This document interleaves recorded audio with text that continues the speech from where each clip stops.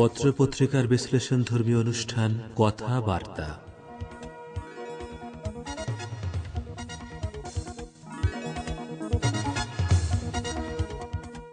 শ্রোতা বন্ধুরা, আমন্ত্রণ জানাচ্ছি রেডিও তেহরানের নিয়মিত পরিবেশনা কথাবার্তার আসরে। 15 মার্চ শনিবারের কথাবার্তার আসরে আমাদের সাথে অতিথি হিসেবে থাকবেন বিশিষ্ট সাংবাদিক ও দৈনিক ইনকিলাবের সহকারী সম্পাদক আব্দুল আওয়াল ঠাকুর। তো প্রথমেই ঢাকা ও কলকাতার গুরুত্বপূর্ণ কয়েকটি শিরোনাম তুলে ধরছি। আজকের বাংলাদেশের প্রায় সবগুলো দৈনিকের বিশেষ গুরুত্ব সহ ছাপা হয়েছে তৃতীয় দফার উপজেলা নির্বাচন সম্পর্কিত খবর। প্রথম আলো এ সম্পর্কে লিখেছে, রুহুল কবির রিজভী অভিযোগ করেছেন তৃতীয় দফার নির্বাচনে দেশের বিভিন্ন স্থানে আইন শৃঙ্খলা বাহিনীর সহায়তায় সরকার দলীয় সন্ত্রাসীরা ভোট কেন্দ্র দখল করে নিয়েছে। ইত্তেফাকের এ সম্পর্কিত খবরের শিরোনাম, জাল ভোট কেন্দ্র দখলের মহোৎসব চলছে। তাছাড়া বিভিন্ন স্থানে নির্বাচনী সহিংসতায় একজন নিহত।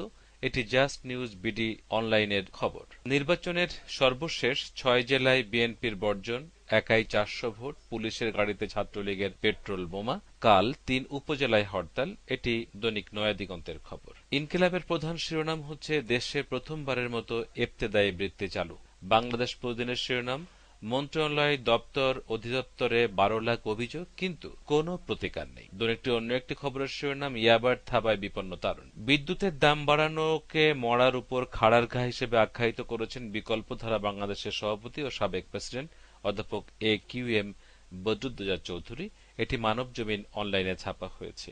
কলকাতার আজকাল লিখেছে, আন্না হাজারে বলেছেন তৃণমূলকে সমর্থন নয়, আর মমতা বলেছেন আন্না রাজনৈতিক লোক নয়, তার সাথে সমস্ত সম্পর্ক শেষ। পাচারের গরুর দাম সোনায় শিরোনামের খবরে দৈনিক আনন্দবাজার লিখেছে, সোনা পাচার বাড়ার সঙ্গে সঙ্গে কপাল খুলেছে পশ্চিমবঙ্গের সীমান্ত এলাকার গরু পাচারকারীদের। বাংলাদেশ থেকে কাঁচা টাকার বদলে গরুর দাম হিসেবে সোনার বিস্কুটে রফা হচ্ছে। তো শ্রোতা বন্ধুরা, এতক্ষণ শিরোনাম শুনলেন, এবার পর্যালোচনায় যাব। জনাব আব্দুল আওয়াল ঠাকুর, কথাবার্তার আসরে আপনাকে স্বাগত জানাচ্ছি। আমরা পর্যালোচনার শুরুতেই যে বিষয়টি নিয়ে কথা বলবো সেটি হচ্ছে, বাংলাদেশের 81টি উপজেলায় ভোট গ্রহণ করা হয়েছে আজ। তবে বিভিন্ন মিডিয়ায় প্রকাশিত খবরে কারচুপি, কেন্দ্র দখল, সহিংসতা ইত্যাদির খবর পাওয়া গেছে। অন্তত একজনকে পিটিয়ে হত্যা করার অভিযোগ এসেছে। নির্বাচন কমিশন বেশ কিছু কেন্দ্রে ভোট গ্রহণ স্থগিত করেছে। সার্বিকভাবে আজকের নির্বাচন সম্পর্কে আপনার মূল্যায়ন কি? আসসালামু আলাইকুম। তৃতীয় পর্যায়ের উপজেলা নির্বাচন নিয়ে যে প্রসঙ্গটি উঠেছে সেটি মূলত আগে থেকে অনুমান করা গিয়েছিল। ইতিপূর্বে নির্বাচন কমিশন থেকে সহিংসতার আশঙ্কা করা হয়েছিল। বিরোধী দলের পক্ষ থেকেও নির্বাচন নিয়ে সরকারি দলের এক ধরনের মনোপলিস্টিক আচরণের ধারণা ব্যক্ত করা হয়েছিল। আজকে এ পর্যন্ত নির্বাচনের যতগুলো খবর প্রকাশিত হয়েছে তা থেকে এটা দেখা যাচ্ছে যে নির্বাচন নয়, বরঞ্চ জাতীয় সংসদ নির্বাচনের মতোই এক ধরনের মনোনয়ন নেয়ার প্রাণান্ত চেষ্টা চলছে। কোথাও কোথাও একজন ছাত্রলীগের 400 ভোট দেওয়ার খবরও প্রকাশিত হয়েছে।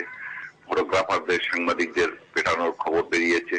সবকিছু মিলিয়ে নির্বাচনের নামে একটি নৈরাজ্য বাস্তবতা তৈরি করার এক ধরনের চেষ্টা যে চলছে তাতে সন্দেহ করার কিছু নেই।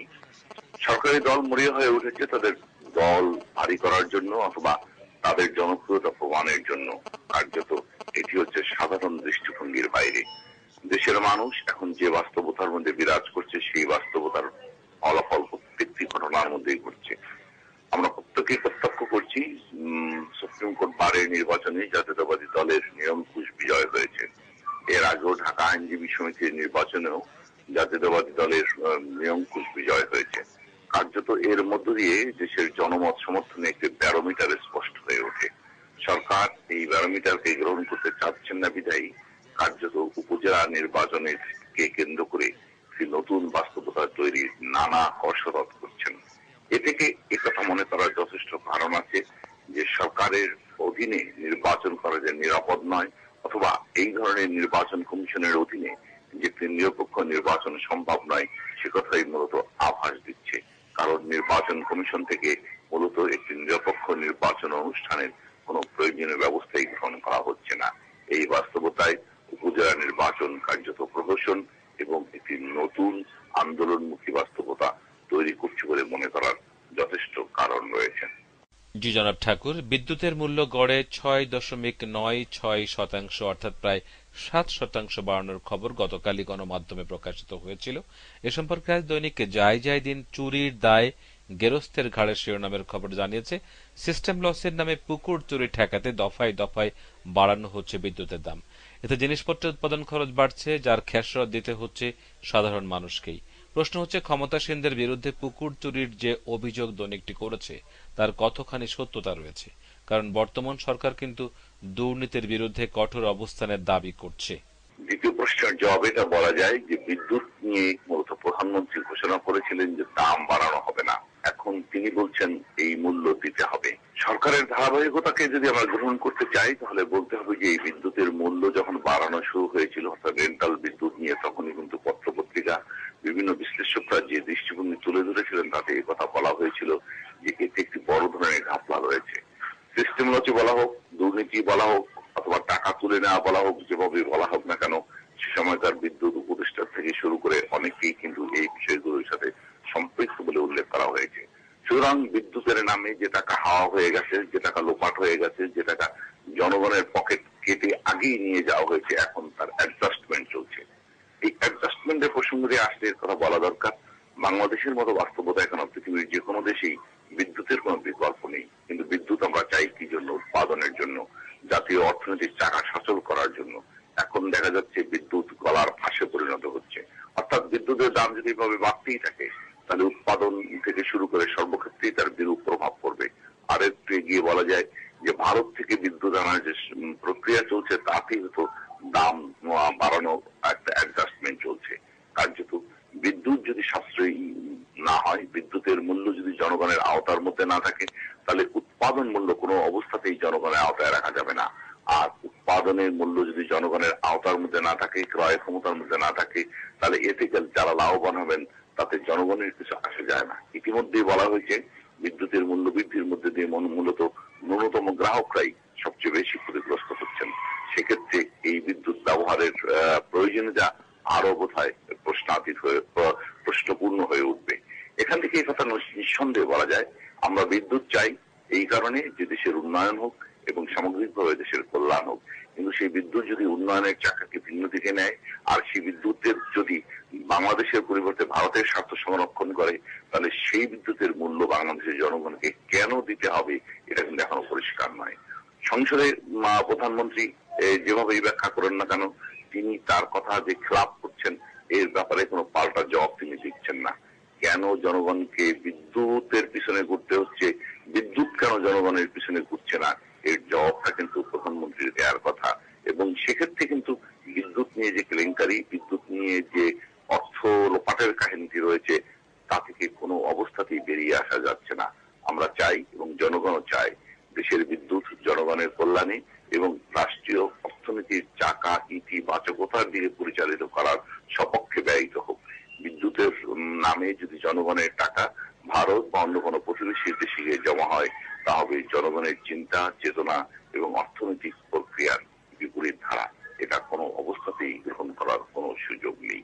জি জনাব আব্দুল আওয়াল ঠাকুর, তিস্তা নিয়ে ভাবনা আর না আর না শিরোনামের এক খবর দৈনিক ইনকিলাব জানিয়েছে, তিস্তা নিয়ে আর ভাবতে হবে না বাংলাদেশকে, মিলবে না ন্যায্য হিস্সা। বাংলাদেশের উদ্বেগ নিয়ে ভারতের তরফ থেকে শুধু জানানো হয়েছে বাংলাদেশের এই উদ্বেগের বিষয়ে ভারত ভেবে দেখবে। প্রশ্ন হচ্ছে, যখন সরকারের পক্ষ থেকে আনুষ্ঠানিকভাবে কোনো কিছু জানানো হয়নি তখন দৈনিকটি কিভাবে নিশ্চিত হলো যে তিস্তার পানি আর পাচ্ছে না বাংলাদেশ?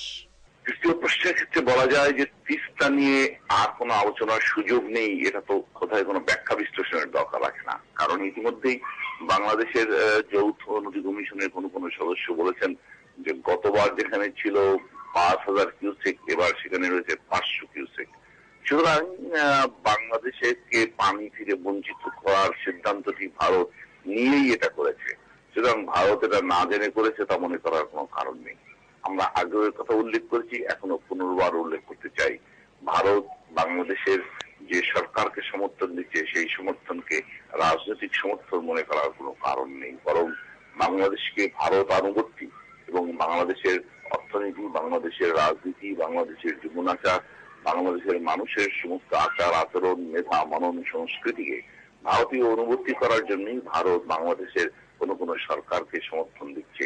এই সমর্থনের পিছনে ভারতের যে সুদূরপ্রসারী পরিকল্পনা রয়েছে তারই অন্যতম হচ্ছে পানি ফাঁদ। ফারাক্কা থেকে শুরু করে বাংলাদেশকে যে মরুভূমি বানানোর প্রক্রিয়া ভারত শুরু করেছে, তার প্রত্যেকটি ক্ষেত্রেই নতুন নতুন সংযোজন হচ্ছে। এবং ভারতে যেখানে আন্তঃনদী সংযোগ প্রক্রিয়া শুরু হয়েছে, তারপরে বাংলাদেশের নদীগুলো মরে যাবে, বাংলাদেশের মরুকরণ হবে, বাংলাদেশে পানি পাওয়া যাবে না, এটা জেনেই তো ভারত এগুলো করছে। এবং সে কারণেই বোধহয় 1974 সালে যখন প্রথম ফারাক্কা চুক্তি সম্পাদন করা হয়েছিল, তখন তার গ্যারান্টি ক্লজ বাদ দিয়েই চুক্তি সম্পাদিত হয়েছিল। এবং তখনই বলা হয়েছিল যে পরীক্ষামূলক ভাবে যে কথা বলা হয়েছিল সেই পরীক্ষা কখনোই শেষ হয়নি। এখন বলে বাংলাদেশকে মরুকরণের যে প্রক্রিয়া শুরু হয়েছে সে কথাই মূলত তিস্তা নিয়ে আর ভাবনা নয় বলে ইনকিলাব বলার চেষ্টা করেছে। কার্যত বাংলাদেশের জীবন মরণ সমস্যা পানি এখন একটি নতুন বিষয়ে পরিণত হয়েছে।